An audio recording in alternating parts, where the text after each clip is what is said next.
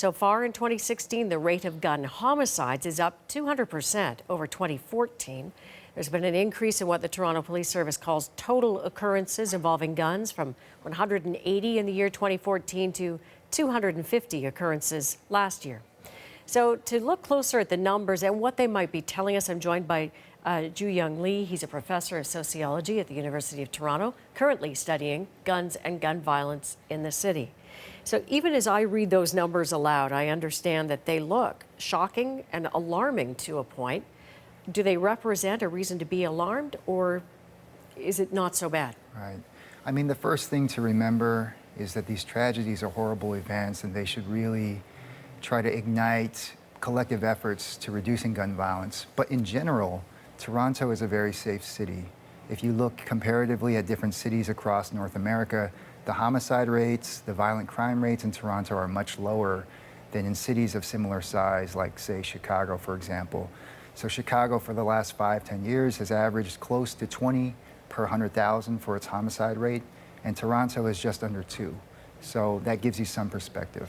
And often we reach to Chicago almost in a sense to make ourselves feel better, to say it's not so bad here. But you know, having said that, those of us who live in Toronto live here, and it is frightening when you see that suddenly there's this spike, especially people who remember the so-called summer of the gun. Right.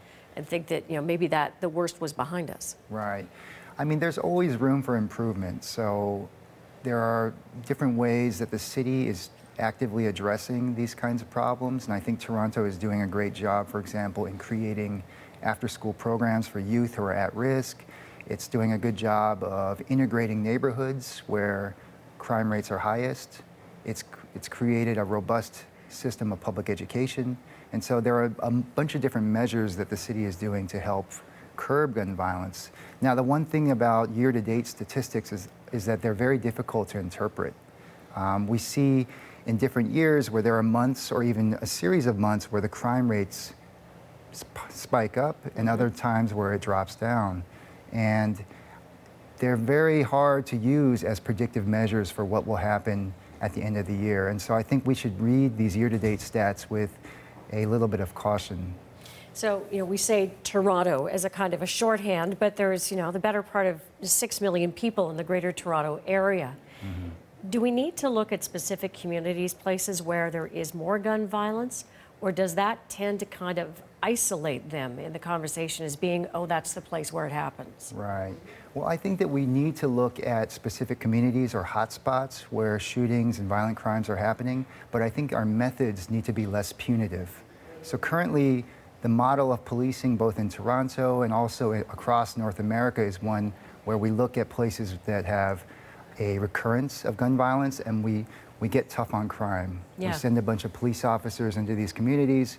We increase resources to monitor and surveil youth that we think may be at risk. And I think this is the wrong approach. This is a very reactive approach. Instead, what we should be doing is sending resources into these communities that can help create conditions that would deter youth from getting involved in gangs, drug dealing, and other kinds of activities. So like what? Because you hear people say, you know, we need more resources. Give us something like a good sort of tactile example of what you mean. Right. Well, I mean, right now in different communities, Toronto has a bunch of after-school programs where youth can get involved in basketball leagues or sport leagues, or they can get connected with mentors, or they can get after-school tutoring, or they can be involved in learning the arts. These are the kinds of programs that have been shown in social science research to have a longer-term impact on reducing violent crime in communities. I want to just let us listen for a moment to a counselor for the area where this latest shooting happened, talking about this very issue. How can we make it better? It always starts with the people. We have good people in this community, great people in Jamestown, everywhere, and it's you know, overall it's an excellent community. So there's just a small number of people. There are these gangs. There's these younger people that are involved in turf wars, carrying guns and settling their differences or showing the muscle in that way. So that was the counselor for the area. You know, he's saying it's a small pocket of people, whether it's kids or adults, that they're the problem.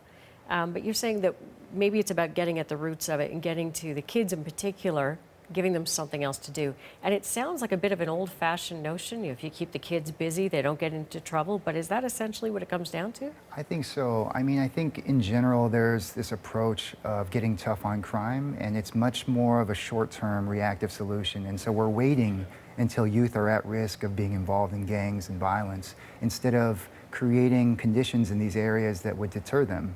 And I guess it is a bit of an old-fashioned notion, but I don't think of it in that sense. I think of it more as a long-term solution, as something that can help prevent crime from happening in the first place and also sustain peaceful communities.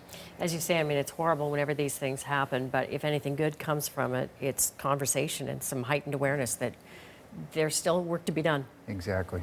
Thanks so much for joining us. Thank you.